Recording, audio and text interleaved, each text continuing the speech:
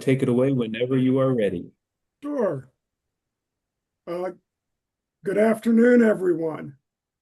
I am Doug Burks, the president of MARC. I want to welcome you here today. Before some of you joined, everyone was talking about the rain and where some places it was sunny, others it was pouring. And I want to thank you about talking about it because once you finished, it started pouring down here in Norwood. This is a good day to be on Zoom. And with all the traffic and craziness we'll have trying to get around Cincinnati today. This is our March Delegates meeting. And as is our practice, we will open with a prayer. And Holly Tenzing, MARC office manager, is providing our prayer today. So, Holly. God of all creation, we stand before you, impelled by visions of the harmony of humanity. We are children of many traditions, inheritors of shared wisdom and tragic misunderstandings, of proud hopes and humble successes. Now it is time for us to meet in memory and truth, in courage and trust, in love and promise. In that which we share, let us see the common prayer of humanity. In that which we differ, let us wonder at human freedom. In our unity and our differences, let us know the uniqueness that is God. May our courage match our convictions and our integrity match our hopes. May our faith in you bring us closer to each other.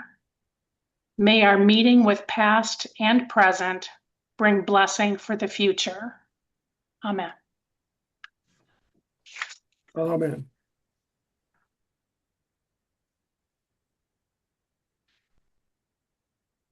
Now, Holly and I get to do our favorite thing at delegates meetings, and that is to do the roll call.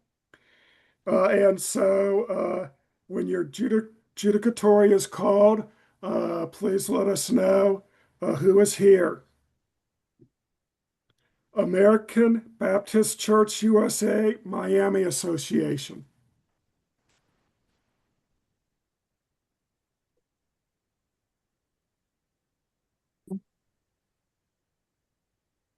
Archdiocese of Cincinnati. Here. RT. Here.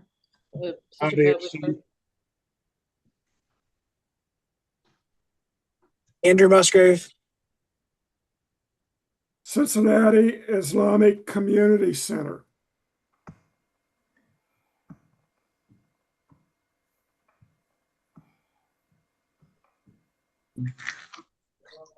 Diocese of Southern Ohio Episcopal Church. Elizabeth Brown. Disciples of Christ, Southwest Ohio.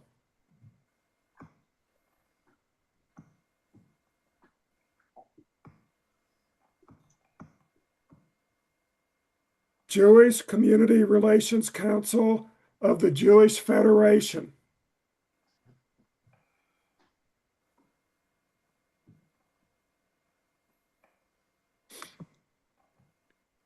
Great Miami River District, United Methodist Church.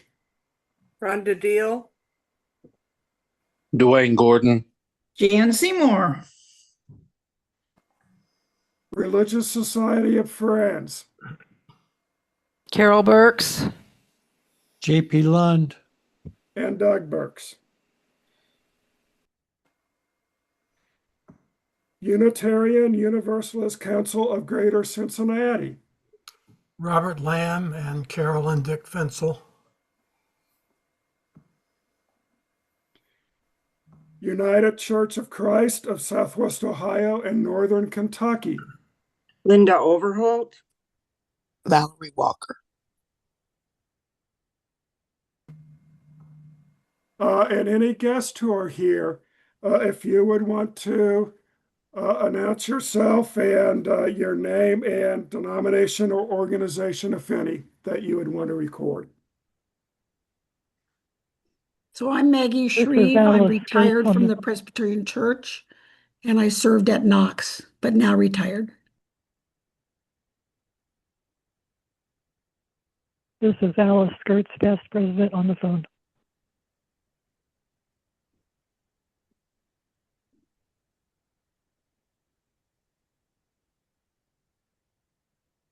Okay, thank you all.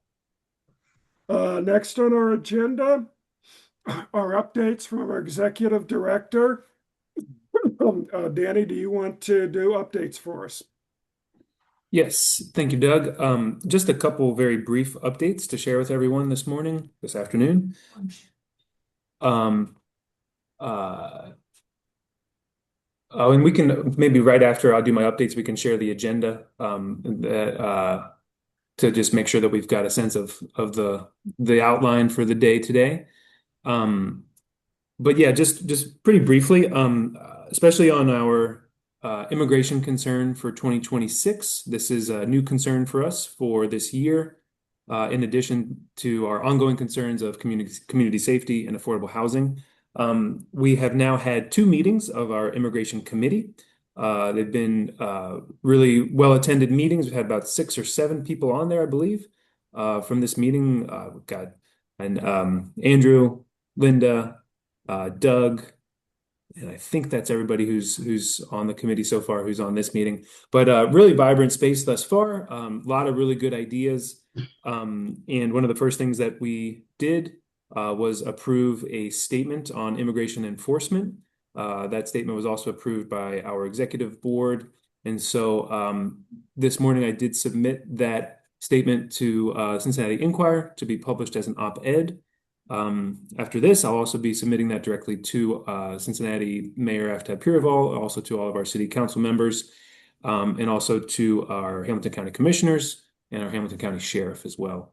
From there, as the committee on immigration, we also have decided to reach out kind of with that statement in our back pocket, so to speak, but using that sort of public stance to also reach out to some of the other counties and jurisdictions in our metropolitan area.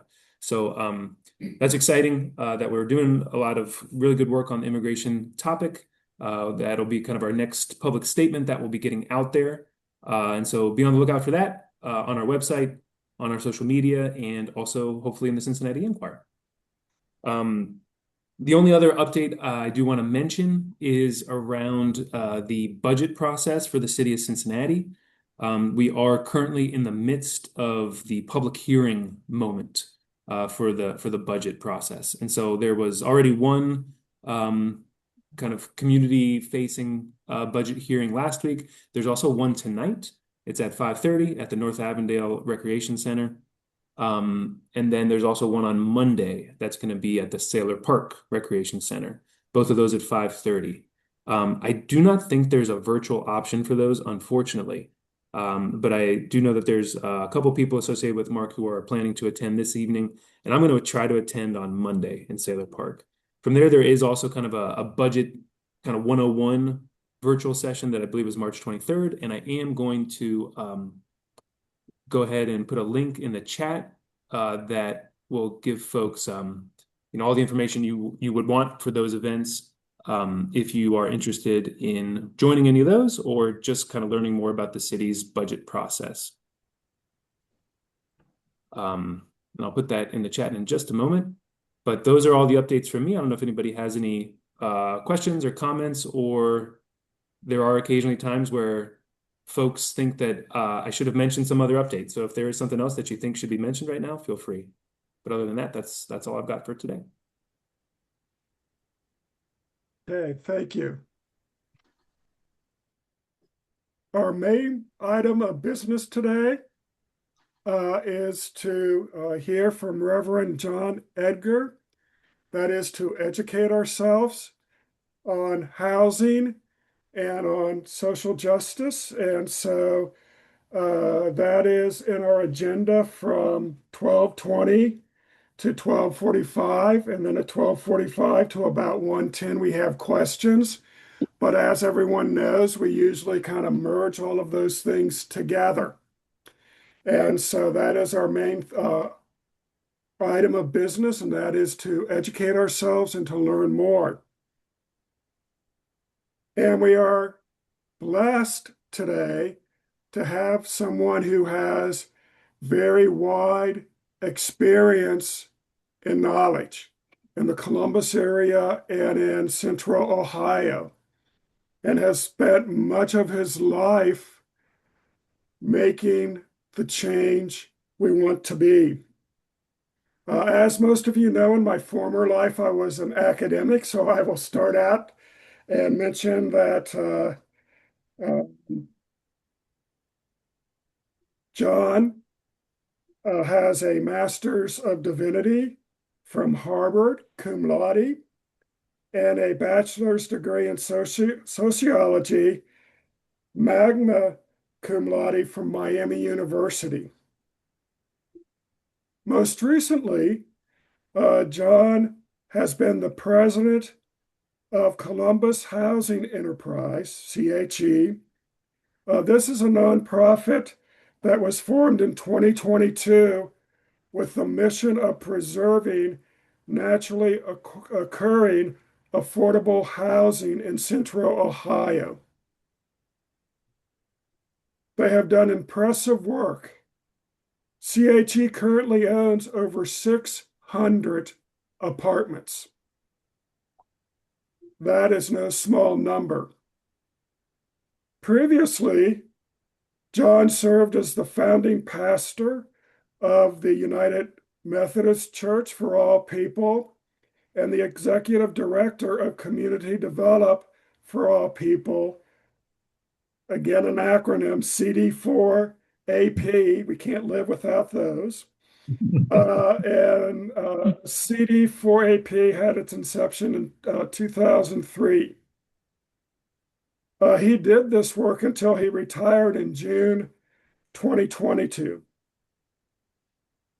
CD4AP is a faith-based, multifaceted community development corporation with the mission of improving the quality of life with people living on the south side of Columbus, Ohio. The Free Store, a flagship ministry of CD4AP, provides free clothing and household items to 20,000 people each year. Over the past 20 years, CD4AP has developed 150 million worth of affordable housing. He has been instrumental in leading this change. And so I'm really looking forward to learning and hearing John's message today. And with that, I'll turn it over to John. Okay. Thank you. I am delighted to be with you today. I'm going to attempt to share my screen here and be able to bring up some slides here. In just a moment, if we can get it to do what we want. There we go. So as was already mentioned, I'm a retired United Methodist pastor, and I had the privilege of being in ministry for, at this point, I've counted up to truly a half century, 50 years. And a chunk of that, nearly half of that, was spent with this inner city ministry that we launched called the United Methodist Church for All People, and then its Community Development Corporation. And all of this ministry that I've been part of, if you tried to sort of summarize it in a single sentence, it's been about doing ministry at the intersection of congregational development with community development. And so I'd like to share some of what we have been about at the United Methodist Church for All People and use that as a springboard to talk in more detail about opportunities to be involved in the development of affordable housing. So all of our efforts got underway back in 1999 when we launched a ministry called the United Methodist Free Store. And it's pretty much just what the name suggests. It's this storefront that distributes absolutely free of charge, gently used clothing and household items. Well, this ministry grew pretty quickly. We're now at the point where more than 20,000 different people shop regularly each year in the free store. And as it grew, we decided to launch a church out of the people who shopped there and were volunteers and other people in the community. And that became the United Methodist Church for All People. And it has emerged over time as actually the most diverse United Methodist Church in the entire nation in terms of the intersection of race and social class. In other words, this church and its membership and worship attendance is about half white, half black, which reflects the surrounding Southside community of Columbus. But what makes it even more distinctive among United Methodists is that this church is predominantly composed of low-income people. About 2/3 of all of the members are people with income below the poverty level. Well, from the beginning, as we birthed this church and as this congregation grew, we also wanted to find ways to have impact throughout the week. In other words, again, using some simple language from some of the folks in our community who are really hard living, they'll talk about church for all people to their friends, saying, the church that does what a church is supposed to do.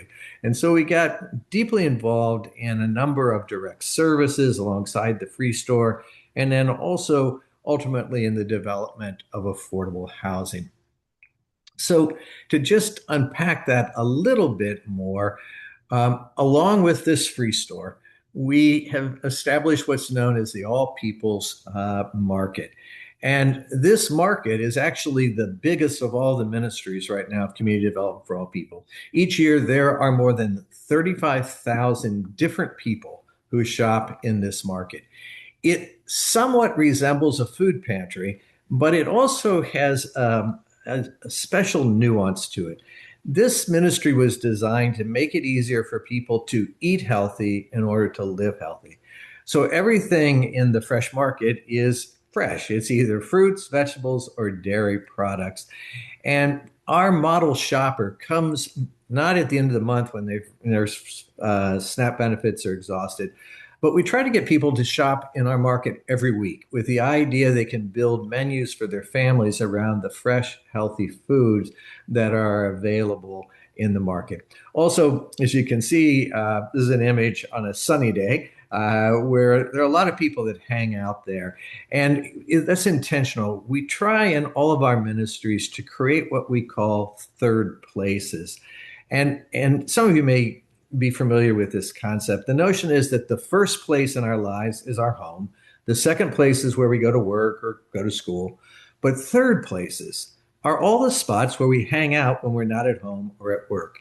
And a vibrant, diverse community has to have third places that draw a variety of people there for positive interaction. So our fresh market is one illustration of that.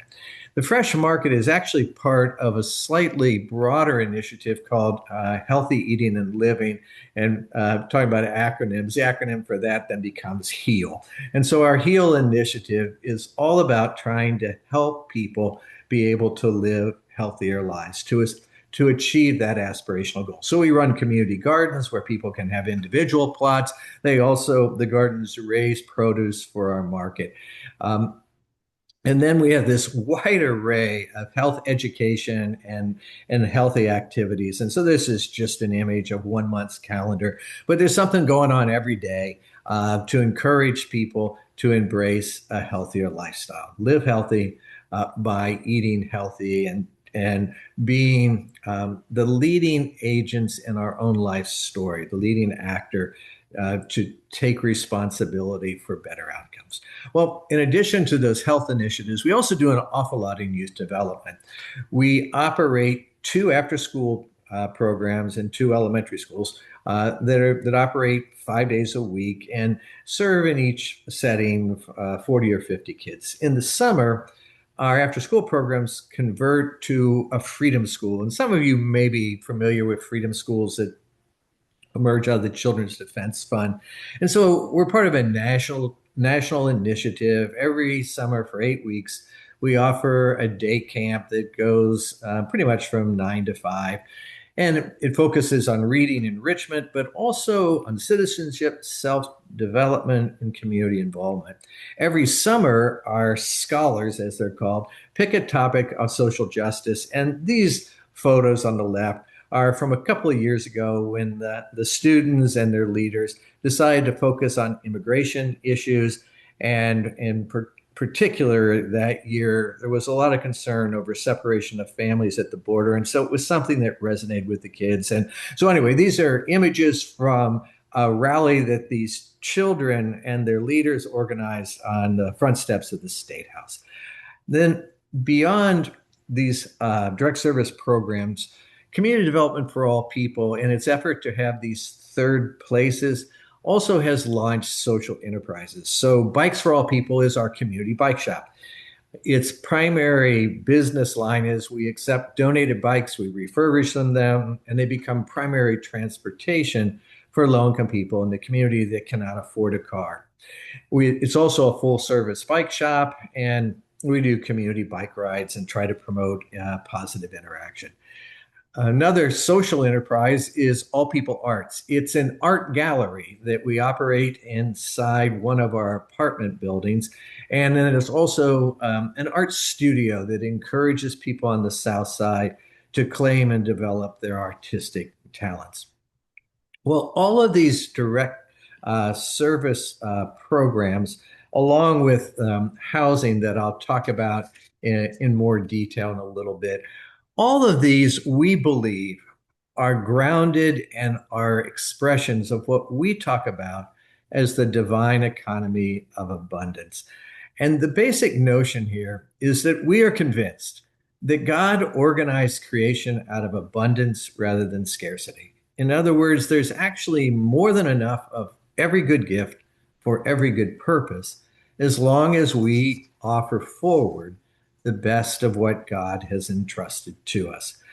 And this notion has informed everything we've attempted to do in ministry. It's also closely aligned with concepts known as asset-based community development. And I would guess that some of you have been exposed to this notion of ABCD, or asset-based community development.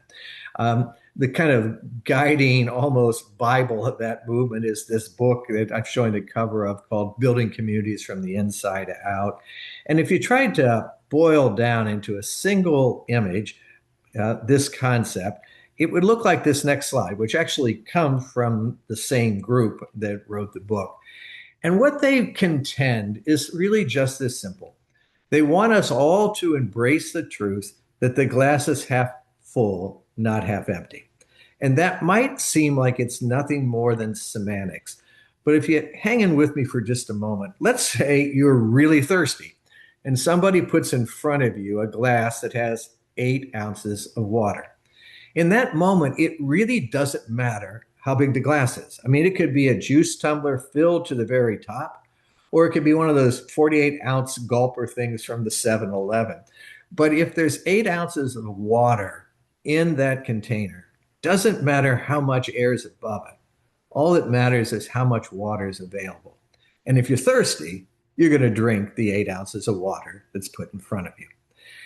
I know it's simple, but what we have discovered is it's a basic fundamental truth that it also has this very faith-oriented component. Certainly goes back to the beginning of Genesis. God made it all, God made it good, and God made it abundant. And so we are convinced that we can work in any situation with the people, the resources that are available, and begin to do something positive. And we also would affirm that in every community, the first primary resource are the people themselves, the people in the congregation, the people in the community. And so with that as a backdrop, I'd like to shift now and talk primarily for a bit about what we have been able to do in the development of affordable housing. We started very small, and then these ministries grew and expanded over time. We got started because we were living into our understanding of a divine economy of abundance that we saw every day in this free store. Because, by the way, we've run the street free store for over 25 years. We give away several $1 million of donated clothing every year, and we've never run out of things to give away. The supply always keeps up with the demand. It's part of what got us thinking about. We are not trapped in a false economy of scarcity. It's an economy of abundance if we share what's entrusted to us. So anyway, as we had launched the church in 2022 and the Community Development Corporation 2002, 2003, excuse me for misspeaking. Anyway, we were at the same time building relationships of mutuality with the people in the church, people that came to shop.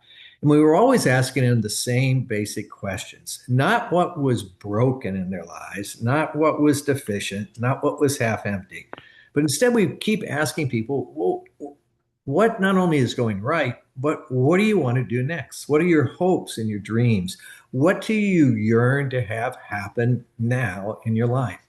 And what we kept hearing over and over again is that people wanted a safe, decent, affordable place to live. People simply wanted a roof over their heads and a key to their own front door. And so, as we kept hearing that, we started wrestling with, okay, what could we do about that? I mean, this small church that we had birthed didn't have a lot of wealthy people, didn't have any wealthy people. We didn't have bankers or lawyers. We didn't have general contractors or folks who knew a lot about real estate. But we did look around our neighborhood and tried to focus on, but the glass is half full. So what the heck is available to us? And what we latched in on initially was the fact that our neighborhood was filled at that point in 2004 with vacant, blighted houses and duplexes. 1 out of every 4 places to live in our neighborhood in 2004 was vacant and boarded up. It looked like an incredible liability to a lot of people, but it was actually, there was an asset hidden in there because somebody had lived in each of those places in the past. Somebody might live there again if we could just fix it up. Furthermore, we had all kinds of people that wanted to go to work full-time in a job that paid a living wage. And some of them had done construction labor before. So we came up with the idea that we would try to get control of a vacant house, use people from the neighborhood and church to fix it up, and then move in a family that was unhoused. Well, we convinced the guy that owned the property on the left here to turn it over to us. It's a really generous guy. He actually gave us the money to fix it up and the money to hire people from the neighborhood. And so we went to work. And the truth of the matter is we were terrible at this. I've actually written a book about our whole journey called A Front Porch for All People, and there's a section there in much more detail. But we truly did not know what we were doing. We didn't have a general contractor. We didn't even pull a building permit. The city came in at one point and shut us down. But we persevered, and we finally got this thing done. And in the words of my colleague at the time, Pastor Donita, we were kindergarten happy. We moved in 2 homeless families from the church, one into each side of this duplex, and we were jazzed. And at that point, in this divine economy of abundance, as I'm convinced so often happens, when some folks saw that we were trying, other folks began to step forward. In particular, we were approached by a group called the Enterprise Community Partners. It's the largest nonprofit organization in the country that has a mission of helping smaller nonprofits figure out how to do housing. So they paid for a consultant that came to work with us. In particular, that consultant invited us to figure out how to work with the city of Columbus instead of seeing the city as an obstacle. And so we became approved as what is known as a CHODO, an acronym for Community Housing Development Organization. And that meant that the city could begin to give us small grants to purchase property and for materials to fix it up. It also meant we could borrow money at deeply discounted rates from another nonprofit, and that we could borrow what's called a non-recourse loan, that we had no collateral, but they gave us the money anyway, is what it really means. And so we began to buy vacant houses. These are 3 of the ones that we bought early on. And We then hired a general contractor that turned around and hired people from the neighborhood. And we were able to do some pretty impressive transformation. Excuse me. Those are the same houses from the previous slide. And again, people were looking at what's going on, and there was this sense of reemerging hope that maybe there could be a renaissance in this part of the South Side where there had been decades of redlining and disinvestment. In particular, by the time we had gotten from 2004 to 2007, Nationwide Children's Hospital approached us. It's the largest employer by far on the south side of Columbus. There are 14,000 people that work there. It's the second largest pediatric hospital in the country. And this hospital is interested in something that's called social determinants of health. In other words, they believe that the health outcomes of the children that they serve, particularly low-income children, are impacted primarily by things like housing, the quality of education, the level of employment of their parents. And they were convinced in particular, they wanted to use their backyard as a learning laboratory. And so they formed a joint venture with us known as Healthy Neighborhoods, Healthy Families. And we began to develop housing in this partnership. We began to sell the houses initially under the title of Healthy Homes. And the hospital put in an enormous amount of additional money. And they agreed in the beginning to hire one full-time staff person who would be on their payroll, who actually knew how to develop housing. That initiative has grown to the point where there are actually 10 full-time hospital employees, that their entire work is focused in this joint venture with church and community development. And together, we all together in this joint initiative have done 70 or $80 million of housing. Well, we were feeling pretty good about all these things and making progress. And the city of Columbus then approached us with another idea. They suggested that we could go to a bigger scale if we would begin to work with for-profit developers on something that is known as low-income housing tax credits. It's a style of financing that can cover about 85% of the total development cost of a project. And so the city came up with 40 vacant lots in just one census tract.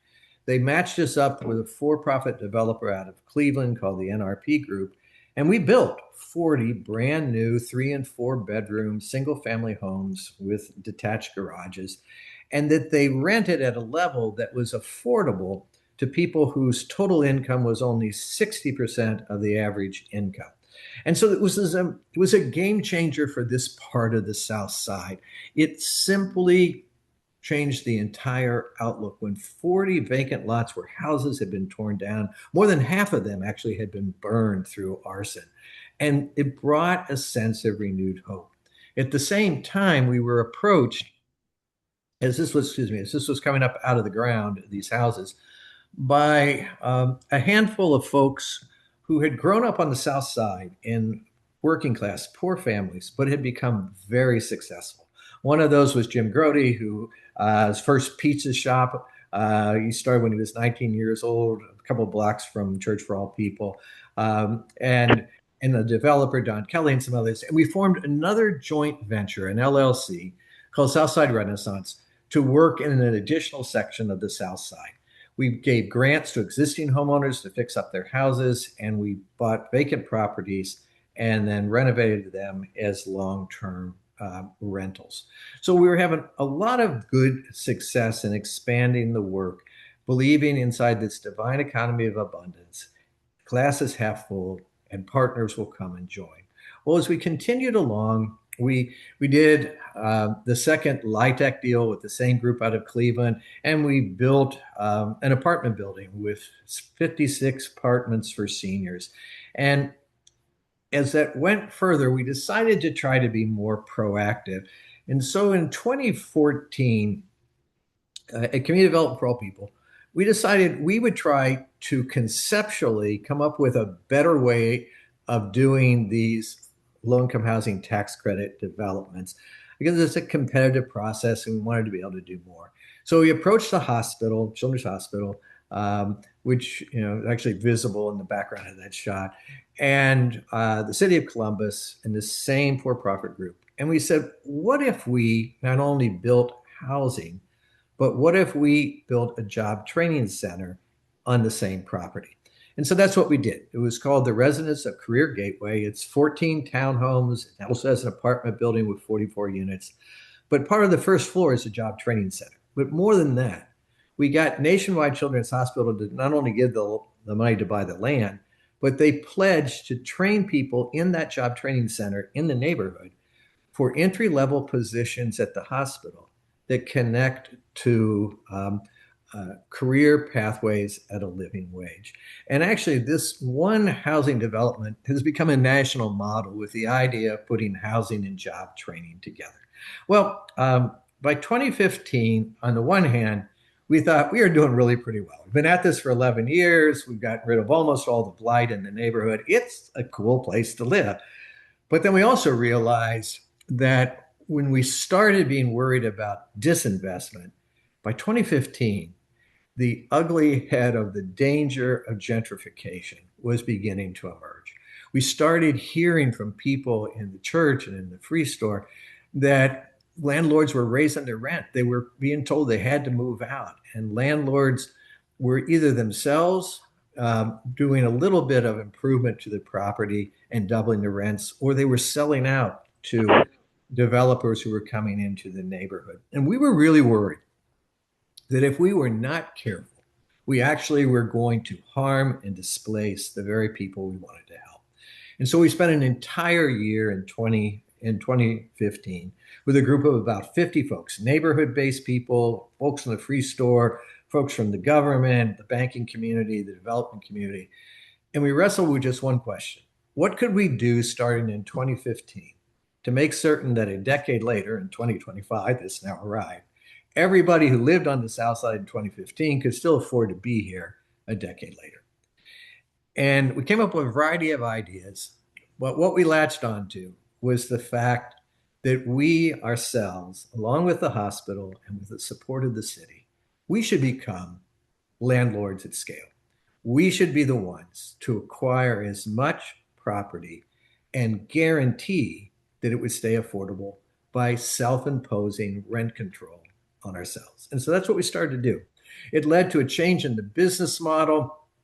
Up until then, a lot of what we had done was we fixed up houses and sold them to first-time home buyers, and we got much of our money back. We always sold at a loss to hold, so they'd be more affordable, but we got most of the money back. But once we started to build stuff and hold it for long-term rental, it became much trickier because we needed a lot more money. But we got a new partner to lend us $15 million, and we went to work on creating a portfolio of now about 200 scattered site single family homes, along with all these LIHTC deals. Well, as I draw to a close in the presentation, throughout all this journey, we kept looking for how to do this better, how to make it more affordable, and what new partners might we work with. And this slide actually captures two things that we did in the years leading up to my retirement. One is we began to experiment with what's called modular house building. This is what we refer to as one of our Lego block houses. It's actually in 4 sections, and each section was built in Dayton inside a factory called Unibuild, and then brought over on trucks. It sets on a true foundation, so there's a full basement. Once it's here, we put the siding on it and complete the roof with the shingles. But it reduced our building costs by about 15%, and it just meant we could stretch the money forward further and keep rents lower. At the same time, we also became early advocates of what has become the Franklin County Land Trust. And the Land Trust is an initiative to create more affordable homes that people can own and do something creative on the subsidy side. This is a picture of the very first land trust house ever built. It is one of those Lego houses. And it's a complex financial model, but at the simplest level, these houses in essence are separate condominiums. People own the house, but they don't own the land. Furthermore, whatever subsidy goes into the house to make it more affordable stays with the house if the first owner sells.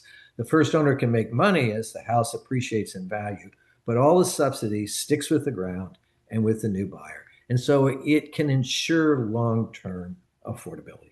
Well, having said all that, as a draw to a close here, we kept doing other apartment buildings, and this one called Lockbourne Green, we used yet a new financing model to assist with it, in which we got the county treasurer to do a linked deposit. In other words, to lend money to a bank at close to zero interest in what it got in return from, and then the bank turned around and put more money into the housing development to bring down our construction costs.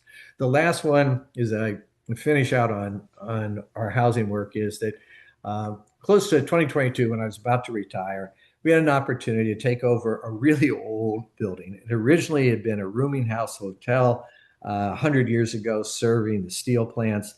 Then it had become permanent supportive housing, and the folks that were running the permanent supportive housing built some new units and didn't want this anymore.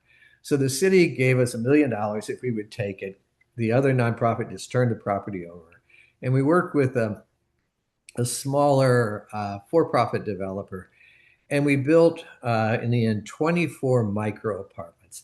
They're all less than 350 square feet, but they have no subsidy on the rental side. And yet they are among the most affordable places to live in Columbus for single folks.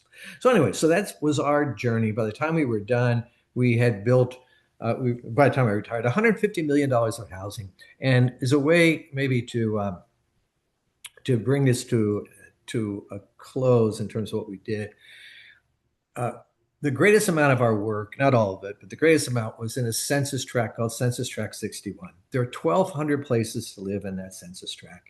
And we and our close partners own 300 of those. And we can guarantee for the next generation, 1/4 of all those places to live will stay affordable.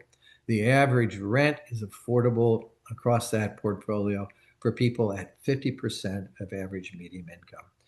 And this census tract, there any of you who may know Columbus, is about a mile south of German Village, which is the most expensive census tract in the entire city. So we can guarantee affordability by this journey. In retirement, I've been involved with several different ventures on affordable housing, including a United Methodist statewide venture that's trying to be a catalyst and consult with folks that want to do housing. We developed a housing guide that we can make available if you're interested.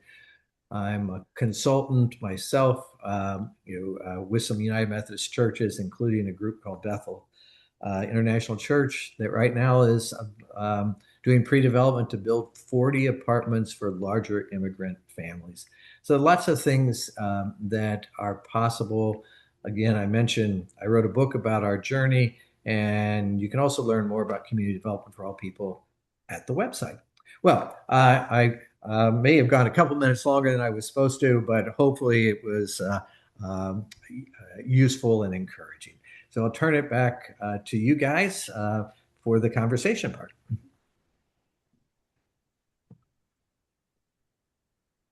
Okay, so I would ask that if you have a question, you can do what Danny did. So if you take a look at your screen, if you go to the bottom, there's an area where it says react and it says raise hand.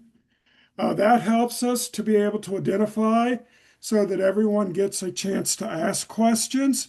Holly and I will be trying to keep track of that. And so our first question is from Danny. All right. Thank you, Doug. And thank you, John, so much for that presentation. Really informative, really inspiring as well. And I just want to make a comment before leading into one really very broad question. But just to kind of provide a little bit of context, I think from our perspective as Mark, we're an organization that has historically focused on doing advocacy work with our local policymakers, but also doing educational work with our members and members of the congregations who are members of Mark. And so I think, though, that your presentation, John, and what we've heard and what we'll continue learning in the course of the dialogue, is part of an educational process in which we, as people of faith, are ideally also being empowered by learning things. I think oftentimes we think that, we need to advocate to our government leaders and say, hey, this is what you need to do for us. Whereas what you've presented here, and just with a whole stream of successes, is that when you start off uh, listening to folks who are in need, the folks who are suffering through poverty and exclusion and generational poverty, those are assets, those are resources. This is that economy of abundance. And so there's actually a lot that we can do kind of on our own in the context of our communities, of our faith communities. And that as we do those things, what you've shown is that, and you've talked about this, this is the second time I've heard John's presentation. I do have John's book. I've read most of it. But yeah, it's the same book. And so a lot of I'm not going to say too much, not going to ask a lot of questions, but I think that, again, this is so important at an educational level for us to learn that, again, our faith communities have a lot of potential to do things directly, and that there are partners in the Cincinnati area as well. And that is one of my big questions, is around, how do we go about kind of partnering with these entities that oftentimes we think of as opponents or as obstacles. And so that's, I think, but one way or another, this is just, I think, a really inspiring, powerful presentation to empower us to think about what we in our faith communities, and especially in a coalition of faith communities that Mark represents, what can we do in addition to advocating with our government leaders? Are there things that we can do on our own proactively? And I think what John's described is really, really inspiring examples of what can be done when we take that initiative from the ground up. But again, just even overhearing Holly, in the course of your presentation, she's like, this is amazing. This is so inspiring.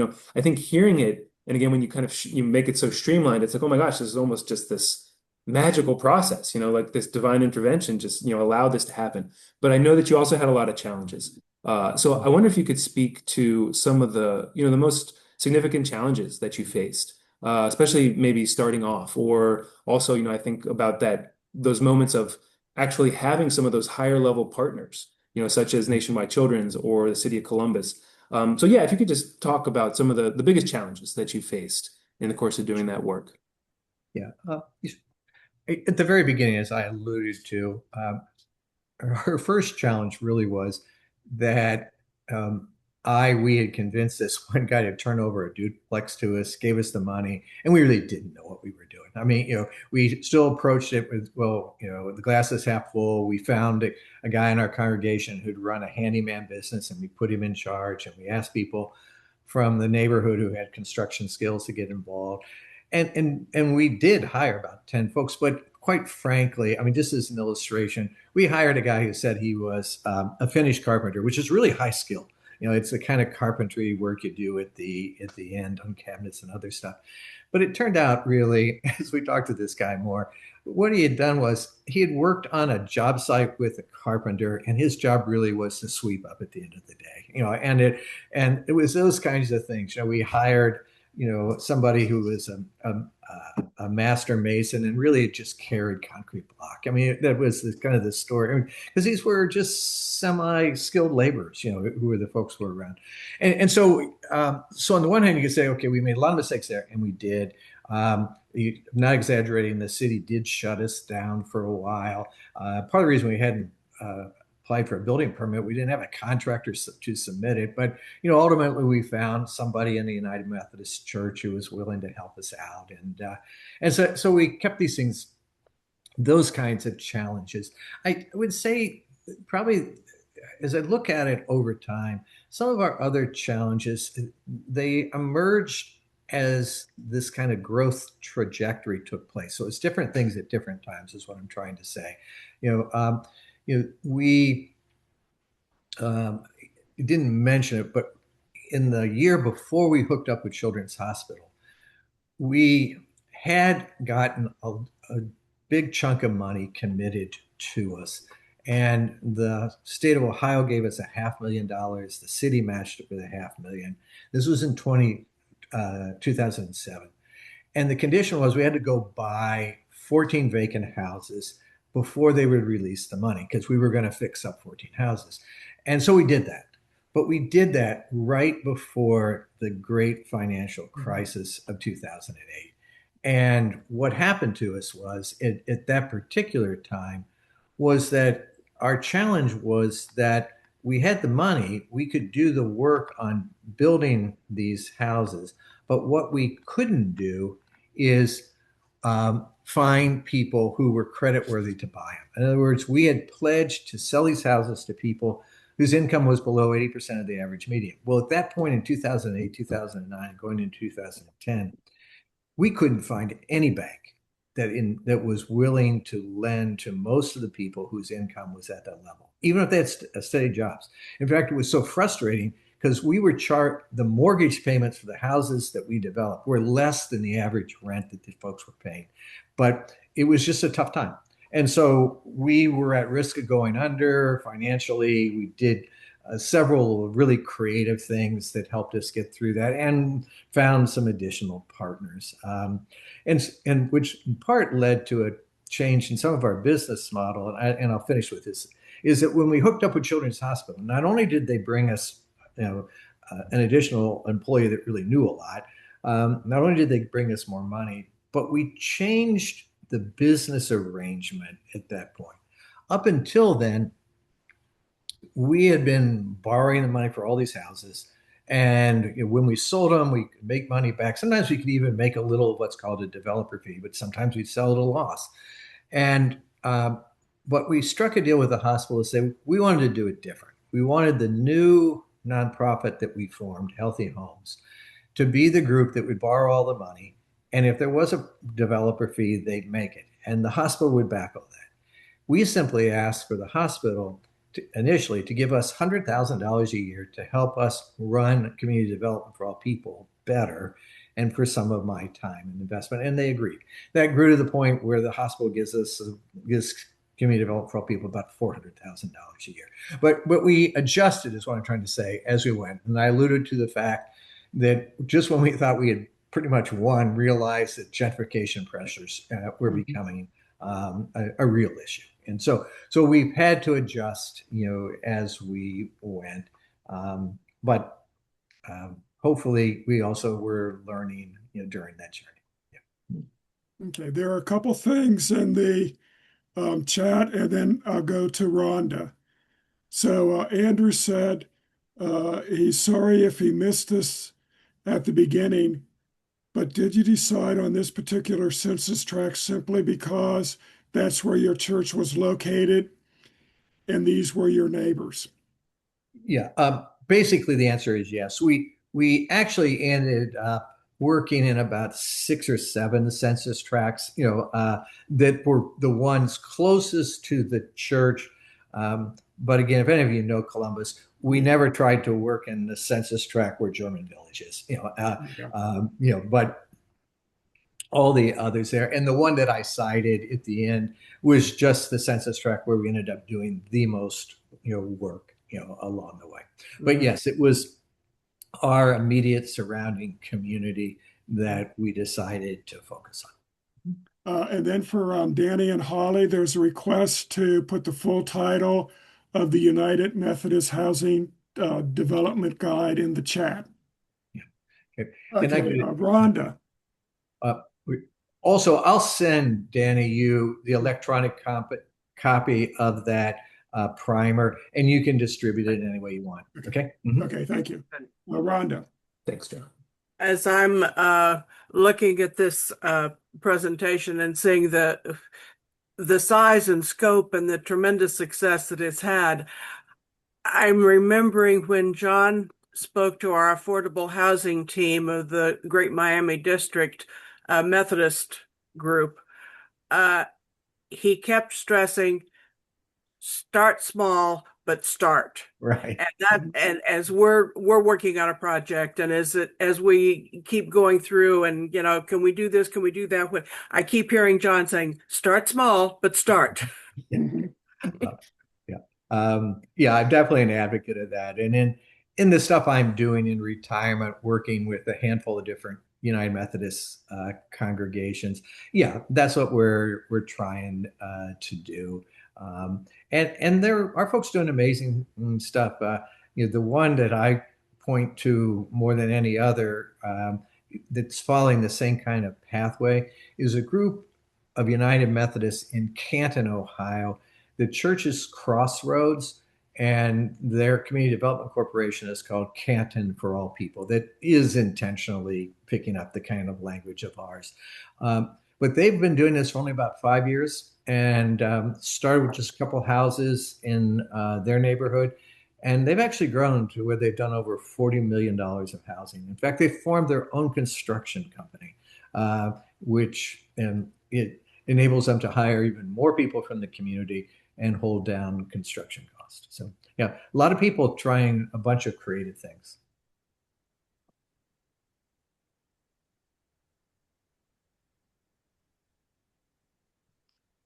I'll ask another question. We know that there have been a lot of changes in federal funding for homelessness prevention through HUD, for different systems related to housing and affordable housing. Do you feel like it is going to be more difficult for community-based development organizations to do the sort of direct participation in building affordable housing in the current national climate, or do you feel like this is still something that's possible for folks to start off now and move in this direction, even though kind of an adverse federal situation? Good question. Would respond in two ways. You know, for the last part first, yes, I still think it is doable. I think it is actually a good time to get involved. I do, and I can explain a bit more. At the same time, it is a very convoluted national scene right now, as you know, and not so much to get into the politics, but just to say there's so much volatility in so much of federal policy, including with HUD and even with the IRS, because these tax credit deals really are tied to granting large corporations, particularly banks, reduction on their federal income tax if they will put money into affordable housing. Is really how the thing works.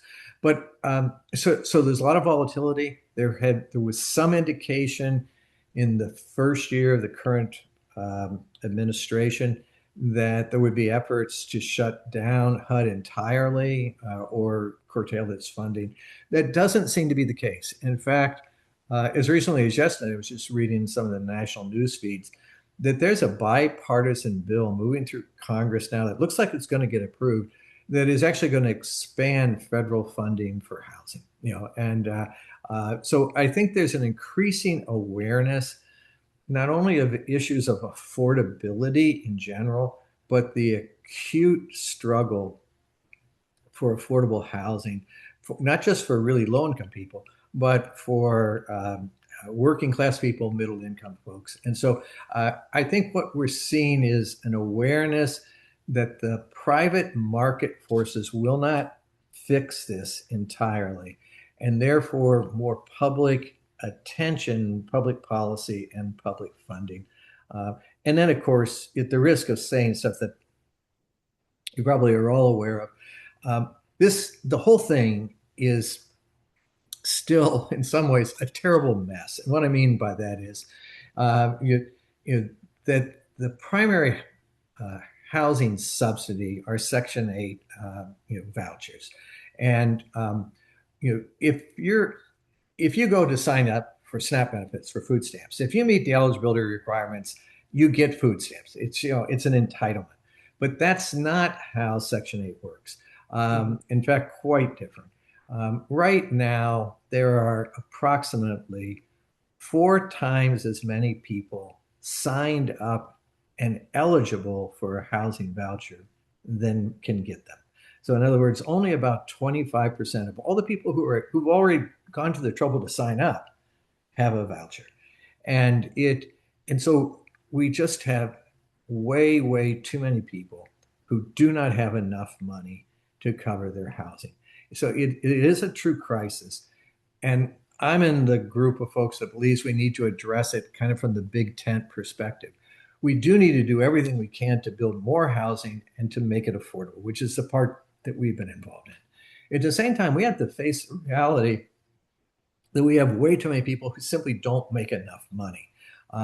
In fact, right now, for example, in Franklin County, there are 56,000 families whose income is so low that if they were to have housing, they have to spend more than half of their total income every month just to pay the rent. And it's not sustainable. And so we've got a variety of issues here that are they're very serious. And then coming out of your question, I may have taken too long with it. On the positive side, I think there's some interesting things going on, and every community is different. But the city of Columbus has decided that housing really is what matters. And so they put in front of the voters this past fall a bond package that voters overwhelmingly approved that now is making available $500 million of money simply to help develop more affordable housing. And then that's matched with tax credit deals and a bunch of other things along the way.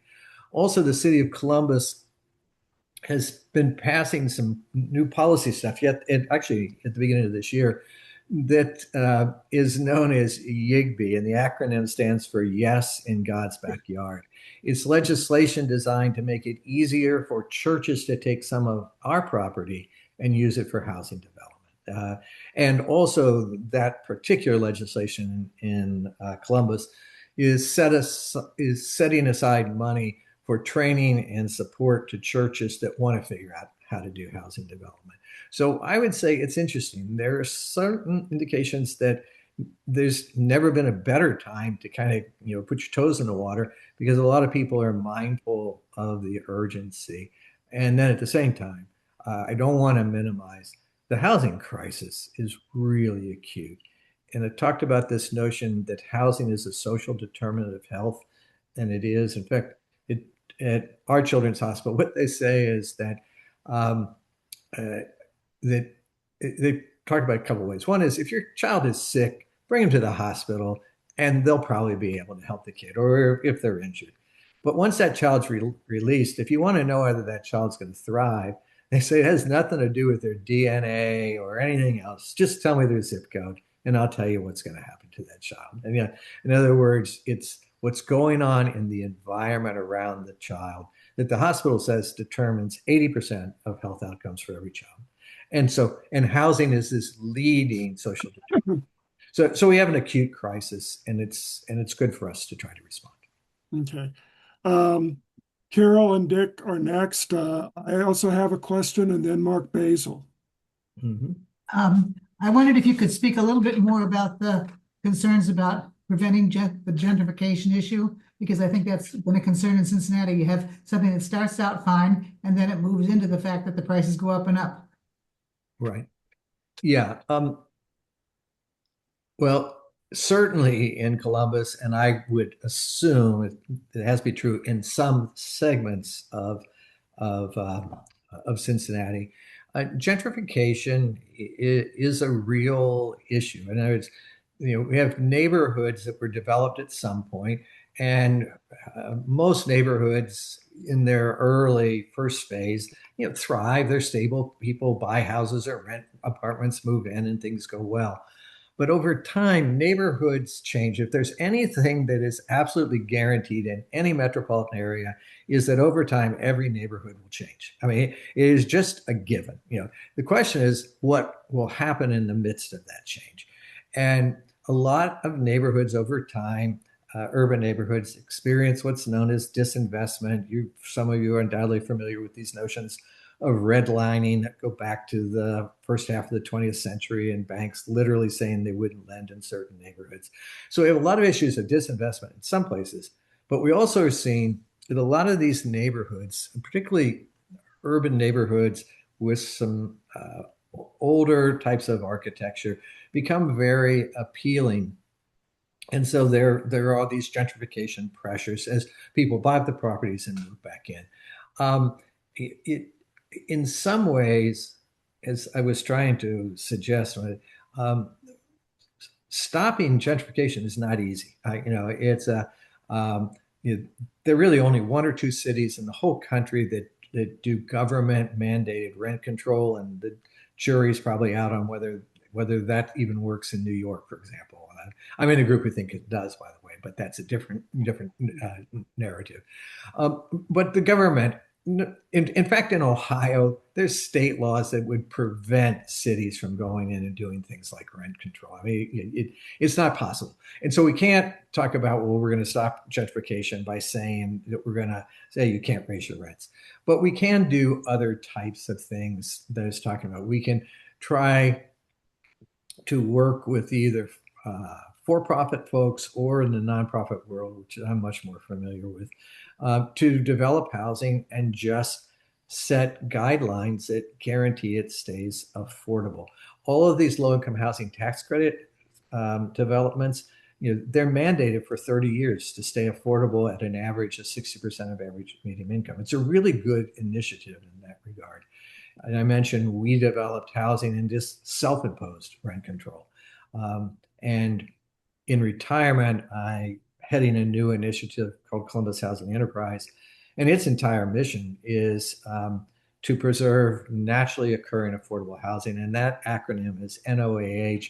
So in retirement, I'm this United Methodist pastor for 50 years, and my job is to save NOAH, which I think is somehow appropriate. But anyway, but NOAH is naturally occurring affordable housing. This notion that some places are affordable now, and if we can keep them in good shape and not gentrify them, we can maintain quality housing stock that's affordable for working class folks in particular. So there's a lot of opportunities, but to simply say we're going to stop gentrification is not easy at all. We can't block it. What we can do is work creatively, even aggressively, to ensure the preservation of much affordable housing as possible, and then build additional affordable housing. Let's go ahead and have Mark ask his question, and if we have time, I'll circle back and ask mine. Thank you for your presentation. I was curious in terms of trying to reach out to those individuals who have, what you said, 30% or 60% of the income average, of providing either free education and or job training to help boost their ability to earn more income and thus make them more eligible for more loan development, more loans to be able to, or money to be able to build the houses or stay in the houses.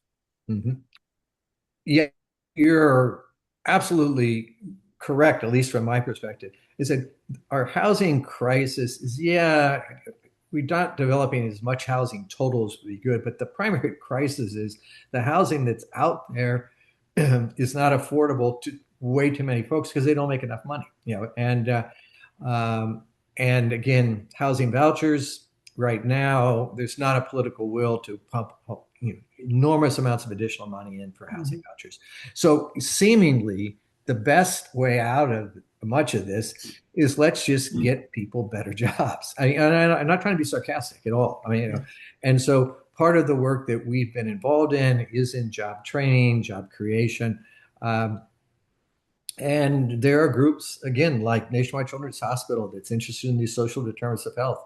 Along with investing a lot of money in housing development, the hospital is now doing an awful lot of work, both in job training and job creation.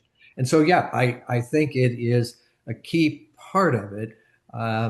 It's just, in some ways, if developing housing from a faith-based group seems challenging, actually creating jobs at a living wage is also at times really hard. Worth doing, don't misunderstand me, but it has its own pathway. And I guess I would still come back to the other comment from before, whether it's job training, job creation, housing, start small, but start, and think of what you might do in terms of social enterprises or other similar ventures.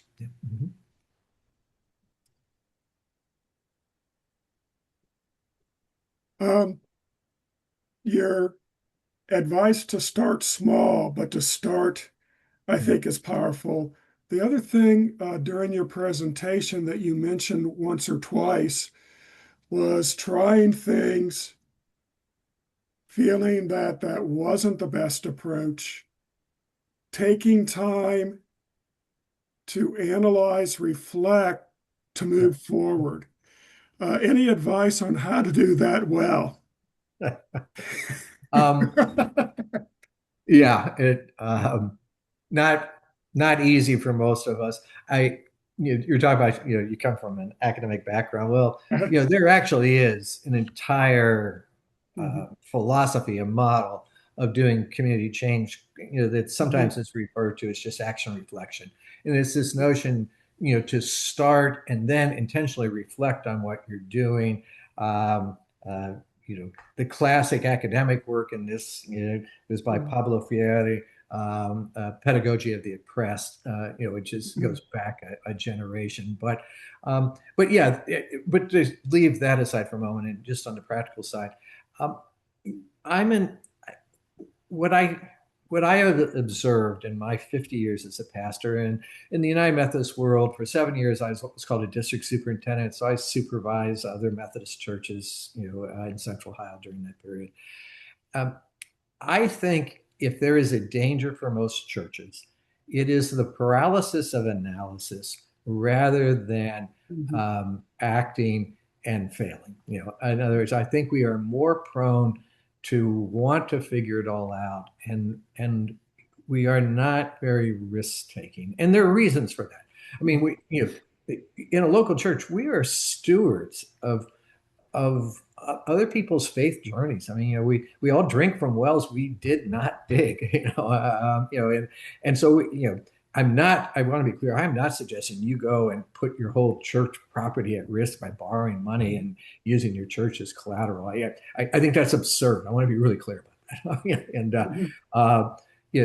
But at the same time, and we're back to my phrase, I think our problem is that we talk it over and then convince ourselves that we can't get it done, or the energy shifts someplace else. And so, yeah, it leads me to be increasingly convinced that almost everything that's a faith-based initiative that I've seen that has worked at all, people started small, but decided to just get in the game, of whatever that was. Again, whether it's a business development or doing education for folks, whatever. But to get started, because it is possible. Maybe the other way to your comment, and that'll be done, is that we were very fortunate. A lot of the things that we started found its way forward, and we also made lots of mistakes. But in general, the mistakes aren't catastrophic. In other words, we can adapt as we're moving forward, and that, at least in my experience, tends to work pretty well.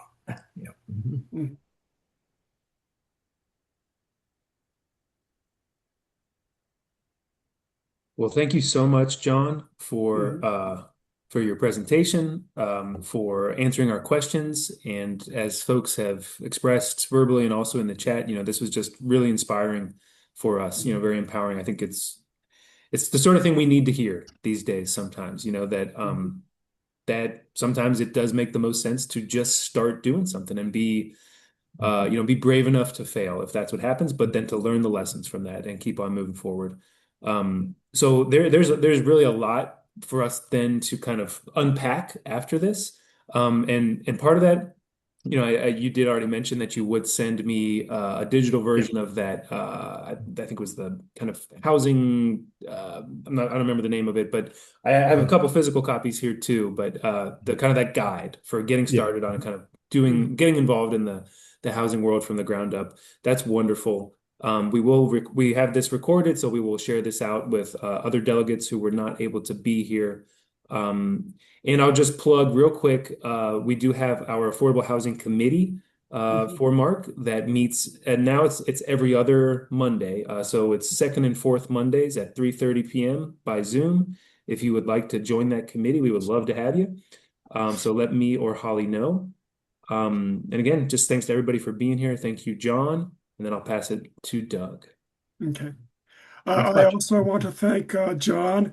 You gave us quite a bit to think about, and also to thank you for all the work and dedication and commitment in answering your calling. And so thank you very much. I do want to remind people that on April 8th, we will have our next delegates meeting. It'll be in person at Mount Auburn Church.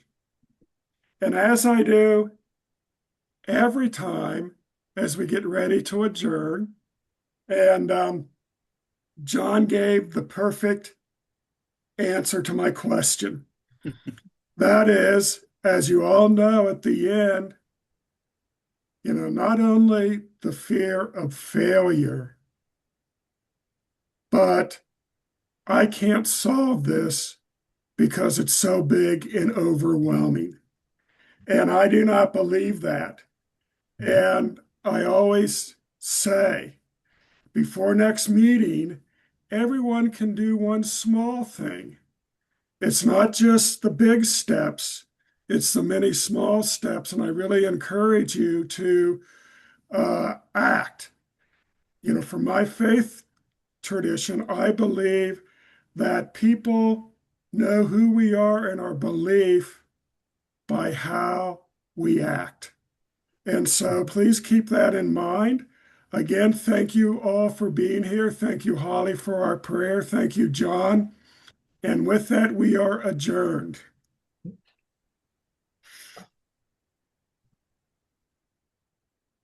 Thanks, everybody.